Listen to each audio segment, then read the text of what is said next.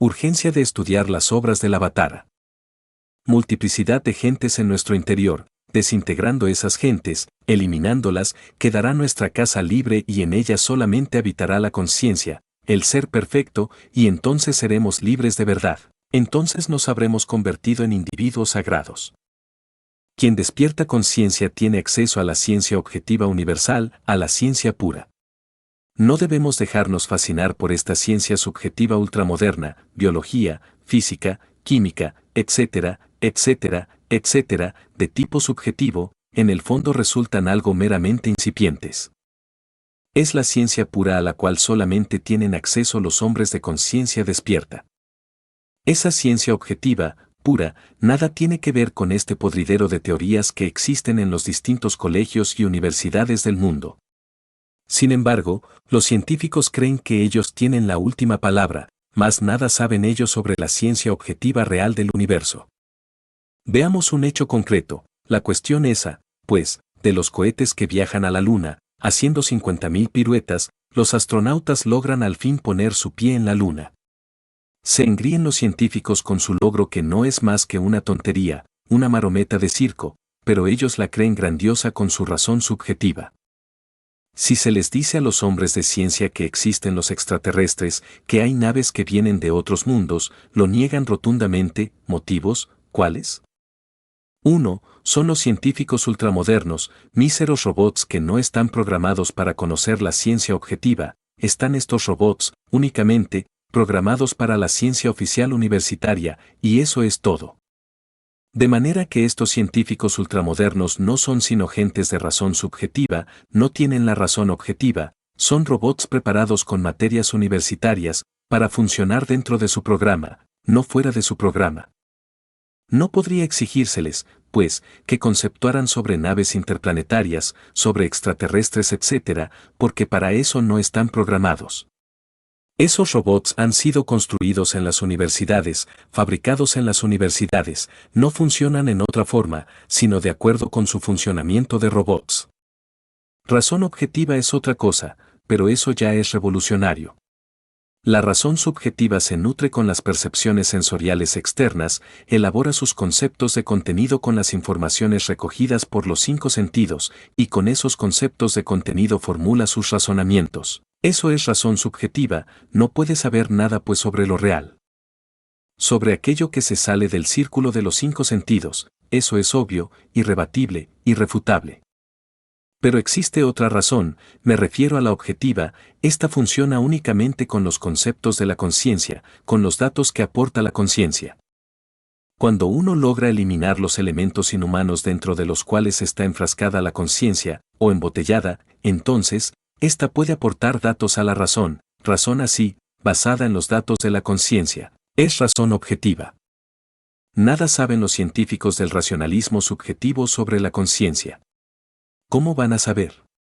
¿De qué manera podrían saber si son robots que no están programados para algo que se salga del mundo de los 5 sentidos? Son meras máquinas que funcionan de acuerdo con lo que aprendieron en los colegios, universidades, academias, etc. No podrían funcionar en otra forma. ¿Creen ustedes acaso que un robot podría funcionar en forma diferente? ¿Podría acaso un robot dar datos para los cuales no está programado? Obviamente no, ¿verdad? Así pues, estas máquinas humanas que se titulan científicas, nada saben sobre cosas de la conciencia, para eso no están programadas.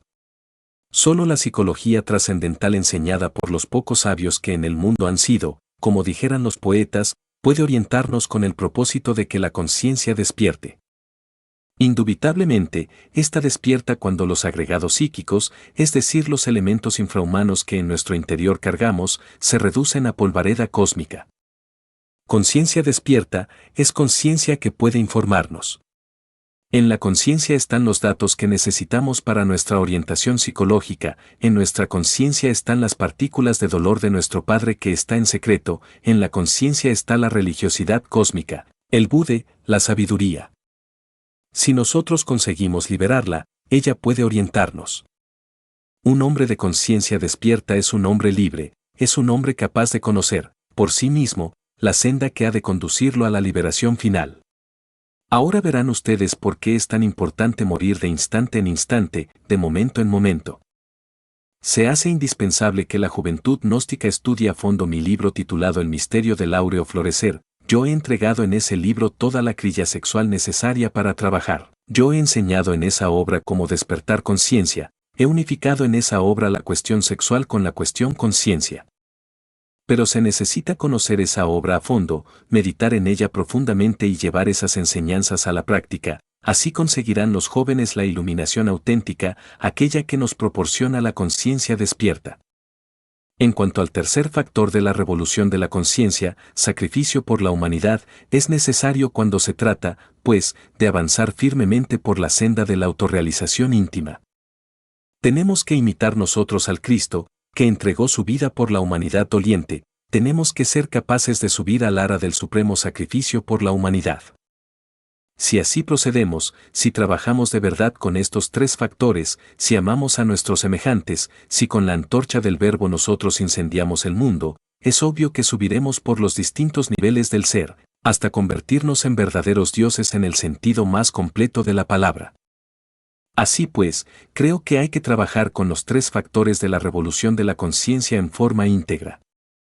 Se necesita, repito, estudiar a fondo el misterio del áureo florecer, y conviene ahondar también en esos otros dos libros que escribí, que titulan Las tres montañas, y aquel otro, Si hay infierno, si hay diablo, si hay karma, son libros de orientación para trabajar con los tres factores de la revolución de la conciencia. Actualmente, está en prensa La doctrina secreta de la náhuac, lleva esa obra orientación esotérica o íntima y muy revolucionaria que los jóvenes deben tener. Con estas obras podrán, verdaderamente, recabar los datos que necesitan para sus estudios, y al mismo tiempo trabajar sobre sí mismos y laborar por un mundo mejor, ese es mi concepto. Estudiante. Venerable maestro, existe entre la juventud lo que podríamos llamar, más que todo en el soltero, un complejo de inferioridad, y en esos casos el soltero le da poca importancia al trabajo esotérico que puede realizar. Y espera hasta el momento de casarse para comenzar en serio en el trabajo esotérico. ¿Qué nos puede decir al respecto? Maestro. Considero que no se debe aplazar el error. Es necesario, repito, morir en sí mismos. Si nosotros ahondamos en esta cuestión, veremos que no resulta perjudicial, en modo alguno, estudiar nuestros propios errores psicológicos para desintegrarlos. Autoexploración es lo mejor. Si nosotros nos autoexploramos, podremos autodescubrirnos, y en todo autodescubrimiento hay también autorrevelación.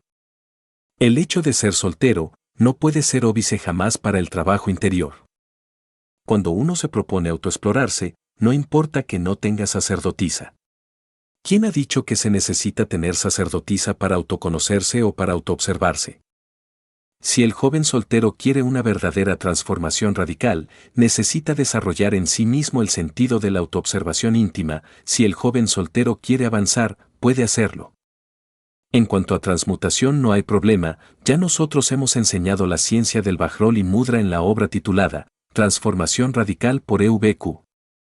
Hemos indicado lo que es el Vajrol y Mudra. Creo que con el Vajrol y Mudra pueden los jóvenes transmutar sus energías creadoras. No quiero decirles que con el Vajrol y Mudra la juventud gnóstica revolucionaria pueda crear los cuerpos existenciales superiores del ser, no afirmo eso, pero sí puede transmutar. Obviamente, para la creación de los cuerpos existenciales superiores se necesitan tres fuerzas, la positiva que la tiene el varón, la negativa que la tiene la mujer y la fuerza conciliadora o neutralizante que une a las dos primeras, entonces hay creación. No podría haber jamás una creación si las tres fuerzas, positiva, negativa y neutralizante, no coincidieran en un punto fijo. Eso es obvio, una sola fuerza no puede crear, pero sí se puede transmutar la energía creadora por medio del Vajrol y Mudra, y así conservan los jóvenes su potencialidad sexual. Así también, pueden utilizar la energía creadora para despertar conciencia. Si durante el Vajrol y Mudra los jóvenes solteros ruegan a la serpiente sagrada, es decir, a la Kundalini de que nos hablan los indostanés, a la divina madre cósmica particular individual, que les elimine tal o cual error psicológico que ya han comprendido. Serán asistidos, y aquel error será reducido a polvareda cósmica. Así van muriendo de instante en instante, de segundo en segundo, y conforme van erradicando de sí mismos cualquier agregado psíquico, la esencia también se va desenfrascando. Distintos porcentajes de esencia que se van liberando, van provocando en nuestro interior experiencias psíquicas muy interesantes. Al fin, llegará el momento en que toda la esencia, desenfrascada, hará en nosotros hombres despiertos. La sacerdotisa esposa vendrá a su tiempo y a su hora. El Padre que está en secreto, es decir, nuestra mónada particular, individual, aquella de la cual hablara Leibniz en sus obras sobre mónadas, en su momento y en su hora, sabrá que debe darnos una esposa sacerdotisa. Entonces, ¿por qué preocuparnos?